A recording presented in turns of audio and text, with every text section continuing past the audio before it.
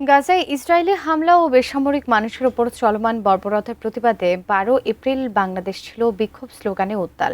আর এই কর্মসূচিতে ইসরায়েলি প্রধানমন্ত্রী নেতানিয়াহু এবং যুক্তরাষ্ট্রের প্রেসিডেন্ট ডোনাল্ড ট্রাম্পের ছবি পেটানোর দৃশ্য নিয়ে প্রতিবেদন প্রকাশ করেছে ইসরায়েলি সংবাদ মাধ্যম। কর্মসূচিটির ফলে কূটনৈতিক সম্পর্কে ফাটল ধরালো না তো বাংলাদেশ। বিস্তারিত থাকছে লিমা সায়ন্তীর ডেস্ক রিপোর্টে। রাজধানীর সোহরাওয়ার্দী উদ্যানে মার্চ ফর গাজা কর্মসূচির ডাক দেয় প্যালেস্টাইন সলিডারিটি মুভমেন্ট বাংলাদেশ নামের একটি প্ল্যাটফর্ম। ১২ এপ্রিল বিকাল ৩টা থেকে এই কর্মসূচি শুরু হওয়ার কথা থাকলেও সকাল থেকেই রাজধানী ও আশেপাশের বিভিন্ন জেলাসহ দেশের বিভিন্ন প্রান্ত থেকে ঢাকায় আসেন নানা শ্রেণী পেশার মানুষ। সকালেই রাজধানী ঢাকা রূপ নেয় মিছিলের নগরীতে। মিছিলে অংশ নেওয়া অধিকাংশের হাতে ফিলিস্তিনের পতাকা ও বিভিন্ন স্লোগান সম্বলিত প্ল্যাকার্ড দেখা যায়। দুপুর হওয়ার আগেই সোহরাওয়ার্দী উদ্যানে জনতার ঢল নামে। লোকারণ্য হয়ে যায় সোহরাওয়ার্দী উদ্যানের আশেপাশের এলাকাগুলো। মাঠের আশেপাশে জায়গা না পেয়ে প্রতিবাদী মানুষ অবস্থান নেন রমনা পার্কেও। ফিলিস্তিনিদের নির্বিচারে হত্যা ও সার্বভৌমত্বের দাবিতে ১২ এপ্রিলের এই কর্মসূচিতে বিএনপি, জামায়াত, এনসিপি সহ বিভিন্ন রাজনৈতিক দলের নেতাকর্মী, শিল্পী, সাহিত্যিক, কবি ও সোশ্যাল মিডিয়ার জনপ্রিয় ব্যক্তিত্বরা অংশ নেন। নিমেষেই রাজধানী ঢাকা রূপ নেয় ফিলিস্তিনের প্রতিচ্ছবিতে।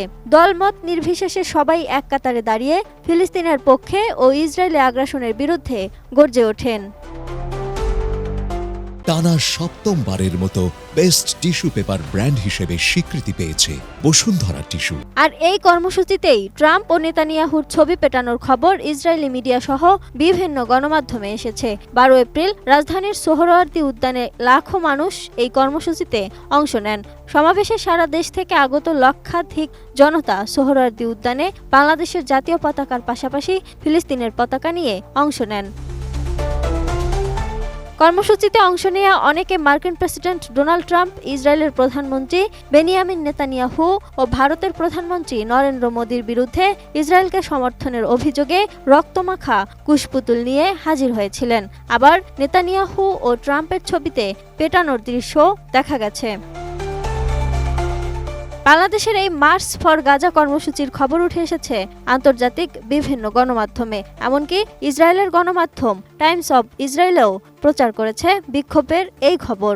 এগুলোর মধ্যে আরও রয়েছে বার্তা সংস্থা AP, Washington Post, the Independent, Arab News সহ আরও অনেকে। তবে টাইমস অব ইসরায়েল তাদেরকে ঘিরে এই খবরের শিরোনামে লিখেছে, বাংলাদেশে প্রায় ১ লাখ মানুষ গাজা যুদ্ধের বিরুদ্ধে প্রতিবাদ করেছে এবং পিটিয়েছে নেতানিয়াহু ও তার মিত্রদের ছবি।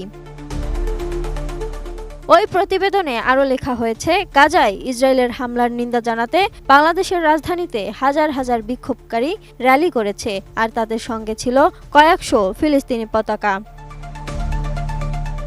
ইসরায়েলের মিডিয়া বিষয়টি রসাত্মকভাবেই নিয়েছেন, আবার কিছু জায়গায় রাজনৈতিক সম্পর্কের অবনতি হিসেবেও দেখা হচ্ছে।